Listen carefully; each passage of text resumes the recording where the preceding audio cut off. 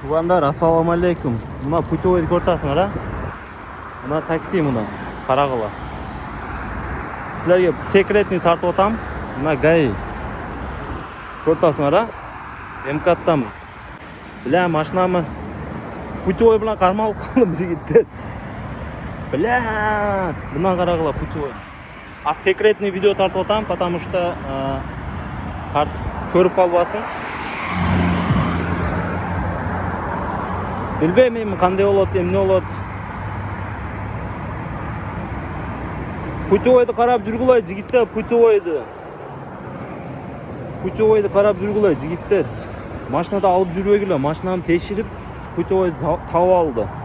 Путевойум бар эле, жакшы эле, бар жок, нормальный эле. Машинаны полный текширип таап алды. Тугандар, мени коюп жүрдү азыр, сүйлөштүм. Мына протокол жазып берди, короче. Чыктым, машинаны коюп жүрдү.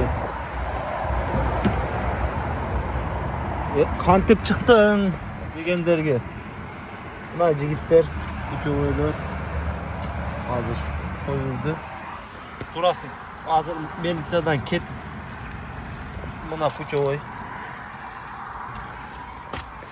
Кандай чыктың, шаха? Не болду, канча бердиң дегендерге жигиттер. Эркекчесин айтайынбы? 1,5 миң сом акча менен чыгып кеттим. 1,5 миң сом.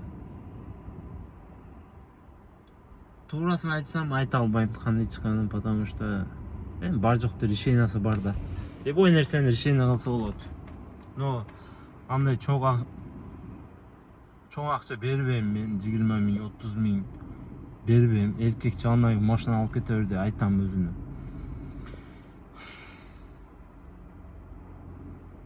Сүйлөшүп чыктым, жигиттер, нормальный мындан машинада отурам.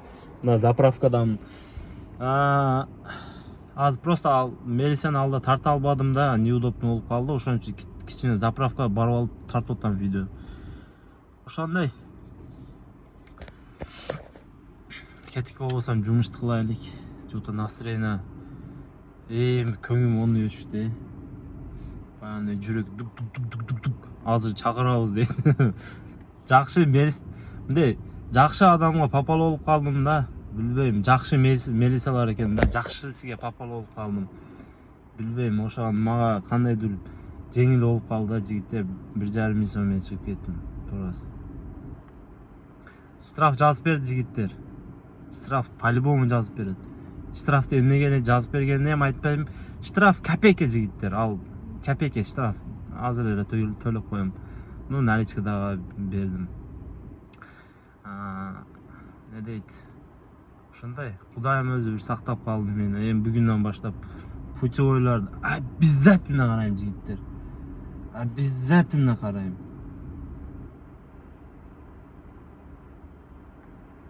Кудайым өзү сактады. Жүрөк тук дейт. Путевой менен түшүп калсаң башкача болот экен.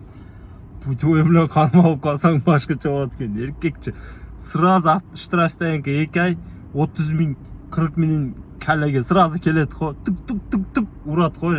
Сүйлөп аткан сөздөрүм келе берет экен да, жигиттер. Жаман сүйлөп койдум да, милициянын алдында. Милиция ладно, давай деди го. Жаман сүйлөп таштадым да. Орусчам келе берет экен да, андай да. Орусчаны кандай үйрөнүп калганын билбей калат экенсиң. Менде просто бир жагы неси жакшы болуп калды, жигиттер. Фамилияны көрсөтпөй кое берейин. Мына рус деп турат, российский право, российский паспорт. Ошол жагы мага кандайдыр жардам болуп калды. Болбосом штраф стоянка либо 30 миң.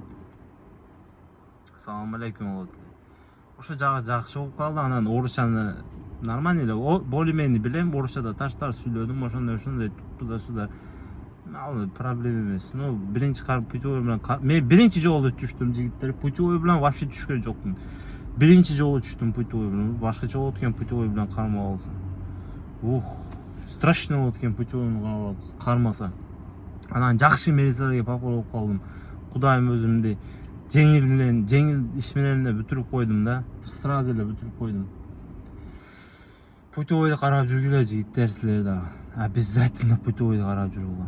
Анан путевойду машинага салбагыла жигиттер. Мынандай үйдөн 2 путевой алып чыгасыңар, үйдөн 2 путевой алып чык. Мынаны жигиттер үйгө коюп койгула. Турат, ушуну мен алып жүрам да эркекче машинага таштап коем. Там, не знаю, поликти под поликин коюп коем, поликти тигинге. Коюп коем, жүрө берет. А так мына путевойду алып жүрө берем. Ошо путевой обязательно карагыла, саатын, времясын точно карагыла и путевойду алдыңарда алып жүрбөгүлө. Билбейм. Ушундай болуп калат экен. Ассаламу алейкум.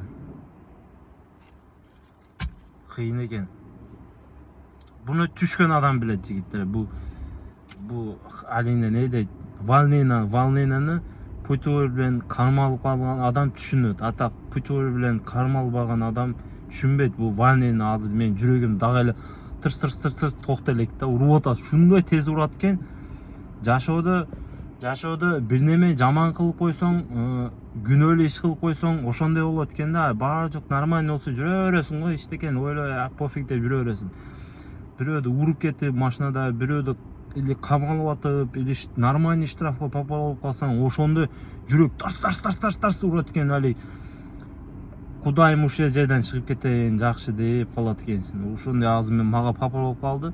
Эми бул страшный эмес, бул акча менен чыгып кетсең болот. Ну 40 миң, 30 миң нормальный акча да, бизге нормальный акча. 10 күн иштейбиз эшекте. 10 күн эмес, ошо 5-6 күн иштейбиз эшекте. Тарс. Короче, түшүндүрө албайм сөздөр. Жигиттер 5 минут сүйлөп коюптун уже. Ассаламу алейкум, кеттик ишке. Ассаламу алейкум, мындайсыңар. Абайлагыла, көрдүңөр бет полный. Өзүңөргө сак болгула, путевойду илишин албагыла. Полный. Милочка жан текшерип атат. Запаскалар полный чыгартат дегенчи. Бул жакта бир машинаны кармап алды. Путевойду тууралуу. Ассаламу алейкум, гол жамааты. Мен кишисиз болдум да, бу жерден кырсыктапчы. Камера бар экен, бирок пешеход жок, эчтеке туруп эле мээде жай эле келатканда экинчи полосадан чыга калды. Скорый чакырып койдук. Кандай кылыш керек? Жакындар барбы? Шолковский, Преображенский жакта.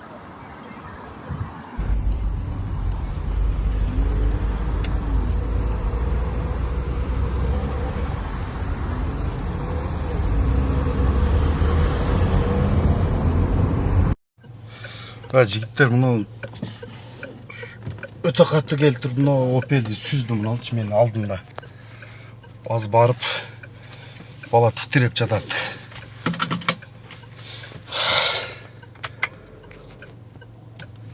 Эмесинен саны сынып кетти, санынан. Аз барып өзүм таң калдым. Вообще страшно. Бала титиреп жатат, бечара. Ассаламу алейкум жигиттер. Ассаламу алейкум Москвада таксиде иштеп жүргөндөр. Мага жазат да, чака дейт. WhatsApp'тан мен деле таксиге чыгам дейт. Мен деле силерге ошо 15-20 минут табам керек. Но мен азыр Башкентте иштеп атам, 150 миң акча табып атам дейт. Таксиге не кыласың, брат, чыгып дейм. Таксиге чыкпа, өзүңдүн жумушуңду кыл. Не бар таксиде 150 миң зарплата иштеп аткан болсоң десем, таксиге чыккым келип атат дейт. Чыкпа, брат, таксиге чыксаң жалкоо болуп каласың и башка жумушка киргиң келбей калат. Таксиге үргөнүп каласың, анан бир өмүр таксиден чыга албай жүрөсүң деп айтам бардыгы. Примера, бүгүн группаларда ажиотаж болуп кетти. 3-төгө 2 кыргыз бала бүгүн авария болду. Кандай авария? Бирөө адамды үрдү, экинчиси дагы адамды үрдү, биринчи урган адам өлүп калыпты дейт, билбейм, короче, ошо адамга салфан жаап коюптур үстүнө. Эми кандай болот эми? Таксиде мындай да жигиттер, жашооң 1 минутта өзгөрүп кетиши мүмкүн. Жашооң 1 минутта. Сен машинаны профессионал айда. Короче, баары жок менен жүр. 1 минутта өзгөрүп кетиши мүмкүн. Бирөө пычактап коюшу мүмкүн, бирөө атып өлүшү мүмкүн. Или бирөө келип туруп сенин машинаң урат, страшно урат, кеттиң да, уже 1 минутта жашооң өзгөрүп кетет. Такси оңой иш эмес. Адамдар ойлойт да, музыканы угуп, рулду крутить этип, мынандай апак кийимдерди таза кийинип жүрүп, телефонуна кармап деп ойлойт бирөө. Өзүнчө проблемасы бар бул. Такси өтө кыйын, наоборот кыйын иш жигиттер. Нервтен кетесиң. Мен сөкүнбөйт элем, уже сөкүнүп атам жигиттер. Уже нерв өлүгөн. Клиент мага бир неме деп койсо, мен сразу сүйлөйм да жигиттер. Эркечи, бул дегени нерв деген. Нерв кеткен. Клиент неправильно едешь туда-сюда десе, мен сразу айтам да, сиди тихо, я тебя довезу деп сразу айтам. Уже нерв да, уже кичине сүйлөгөн сөзүнө уже алигиндей болосуң. Унчукпай тура албайсың да, уже сүйлөйсүң да, сен деле сүйлөйсүң, сразу уже нервтен кеткенмин да. Нерв бул. Дагы не дейм, ошондой сөздөр мындай саат 2 болду, мына 3 болду жигиттер. Ошондой случайда аварияларды бүгүн көрүп коюп, мен ишке желаниям болбой калды. Анан путевой менен түшүп калдым бүгүн. Путевой менен вообще түшпөйт элем жигиттер. Мен канча жыл иштеген болсом, бир жолу путевой менен проблема болуп түшпөгөн эмес. Бүгүн путевой менен түшүп калдым. Жакшы оңой чыгып кеттим. Вообще сонун чыгып кеттим. 1,5 миң сом. 1,5 миң сом менен чыккан адамды уккансыңар, путевой менен. 1,5 миң сом менен чыгып кеттим. Ал мага кандайдыр оңой болуп калып, Кудайым өзү бир сактап калды да. Мен путевой менен түшпөйт элем. Путевойду алып жүрбөгүлө жигиттер, кагаздарын алып жүрбөгүлө. Мен машинага таштап койдум элем. Эркекче айтам, алдабайм эчкиме. Бир путевой жазып туруп калган, машинага таштап койдум элем да. Там под коврик тигин да, там багажын таштап кое берет элем да. И текширбейт элем мени. Кандайдыр бүгүн путевойду времясынан ашып болуп калды. Кеч калып калыптым да, жазайын деп эстен чыгып калыптыр. Кармы калдым. Мындай экени жигиттер, мен кылып жүрөм, путевой карап. Менде эле проблема болгон эмес ушунча жылдан бери. Ушунча жылдан бери путевойм нормальный, баары жогу нормальный, милиция кармабайт. Ушу күнү бүгүн путевойм проблема болуп калды, милиция кармады, карагыла жашоодо. Кандай бул, билбейм. Кандай папа болуп калдым. Ошого айтам, силерде путевойду биринчи очередде путевой жакшылап карагыла. Өзүңөр билбей калат экенсиңер жигиттер, путевойду кылбайсың, жазбайсыңарбы? Ошондо кандай милиция кармаганы өзүңөр билбей калат экенсиңер. Ошон үчүн путевойду жакшылап карагыла, и машинада алып жүрбөгүлө. Путевой, диагностический карта, короче, бар жок такмин боюнча бар жокту карап жүргүлө жигиттер. Мен чыгып кеттим, өтө сонун чыгып кеттим жигиттер. Мына машинада отурам, саат 3 болду уже.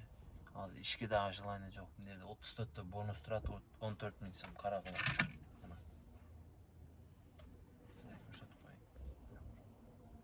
Эми эртең 2 күн время бар го, эртерээк кылып койсом өзүмө жакшы го, что-то желание болбой калды.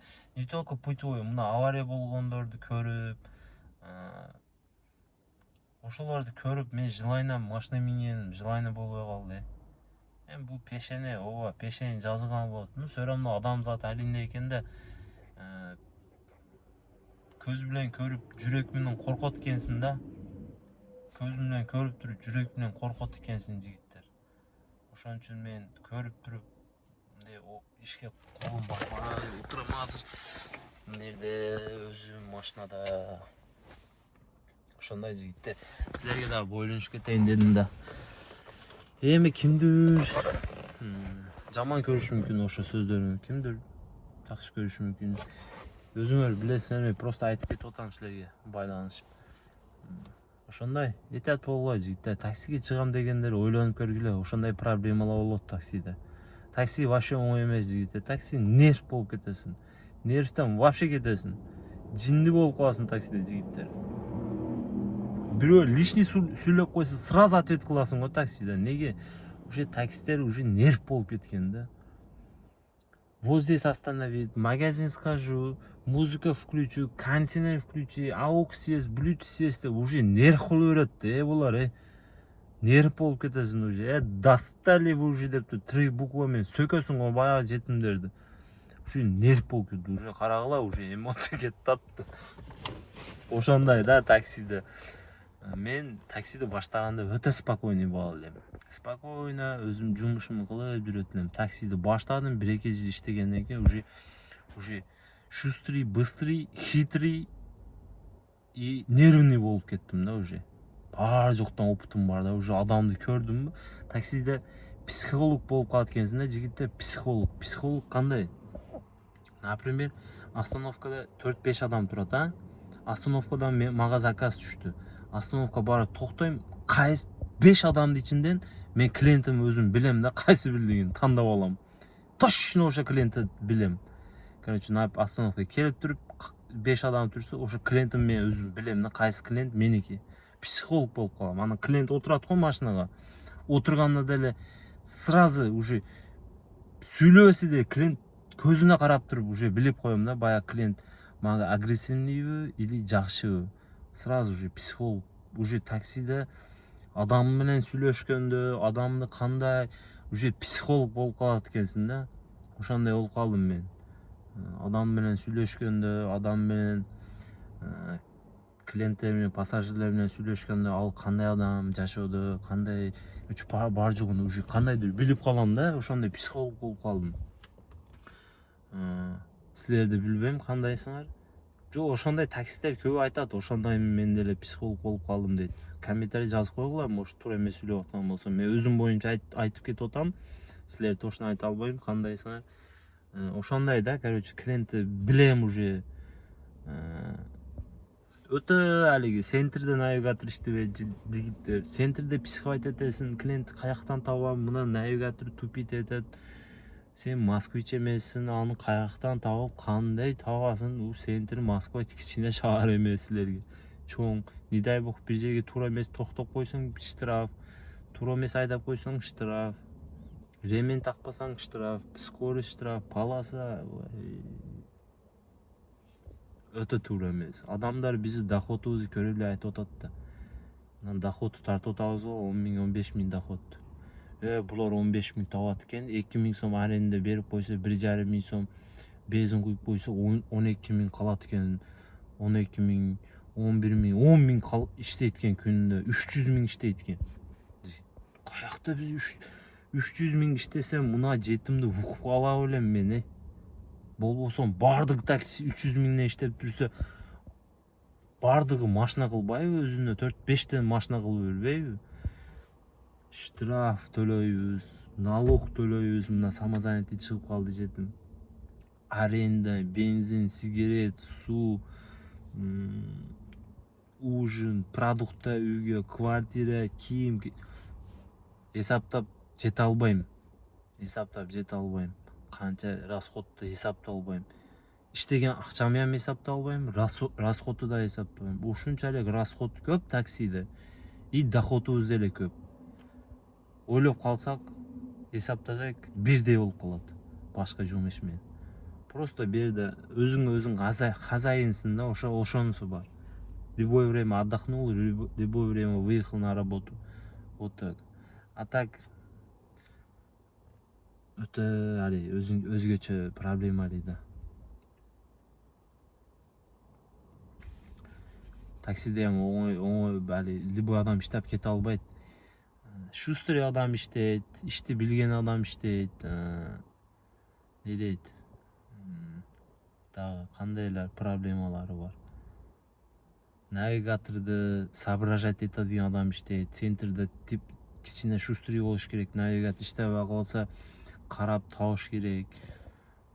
Ошондой проблема. Клиенттер менен сүйлөшүштү билиш керек. Уже по-разному случай болуп калат. Жок, мен клиенттер менен урушпайм, жок, мен талашпайм дегендерден көрүп атам. Всё равно клиенттер менен урушуп кетесиңер, талашып кетесиңер, жакшы сүйлөйт, жаман сүйлөйт. Биркем дүйнө да, жигиттер, биркем дүйнө. Бар дайым бирдей болбойт да. Ошондой.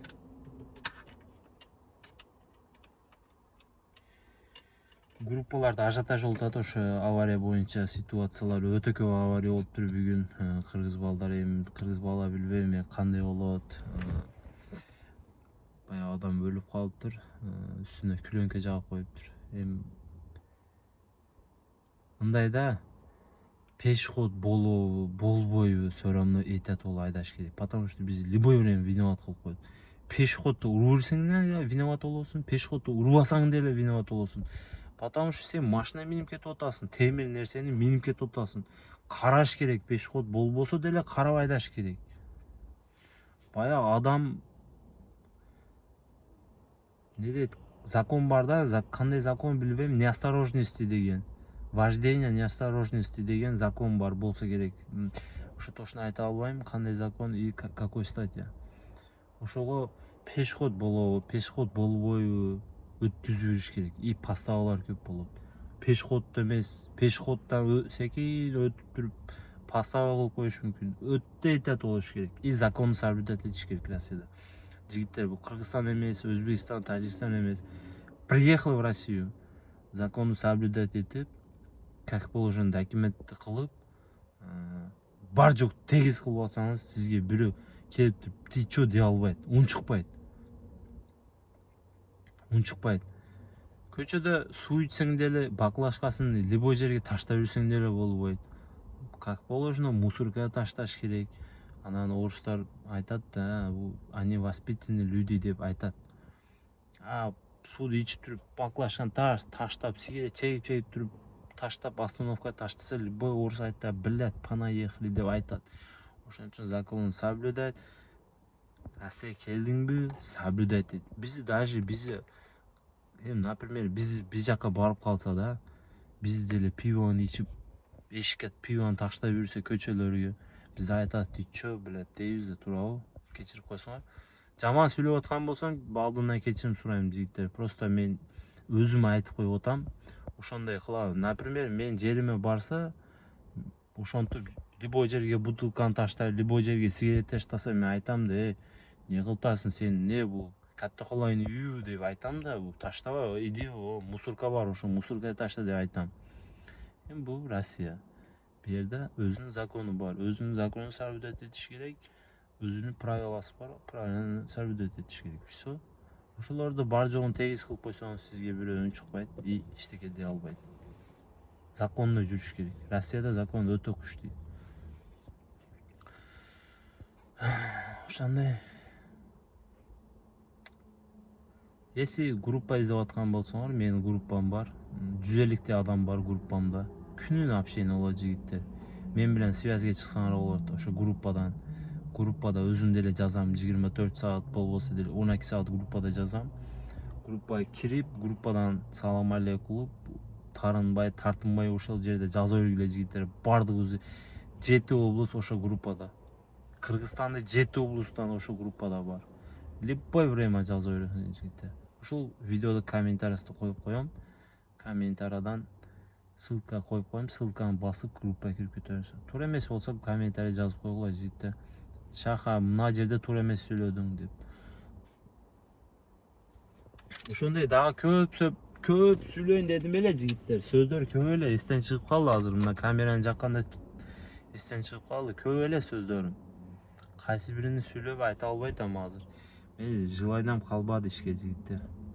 Мына видеолорду көрүп желаниям азыр уктап, мындай кичине уктап албасамчы, мен азыр мына видеолорду көргөндөн кийин кандайдыр желаниям калып кетет экен. Сүйлөп эле түгөтүп койдум ушул видеоду. Чисто общение болду жигиттер. Группадан жазгыла. Анан дагы айтып өтүп кетейин жигиттер. Ким машина сатам десе, WhatsApp'тан байланышсаңар, бесплатно реклама кылып берем YouTube'га. Бесплатно эч кандай 1 сом керек эмес. Адрести айтам, келесиңер, тартам, YouTube'га реклама кылып берем. Машина сатам дегендер жигиттер. Жаза бересиңер. Бесплатно кылып берем. WhatsApp группага кошулгула и Москвада этат болгула. Баарыңарга ассаламу алейкум.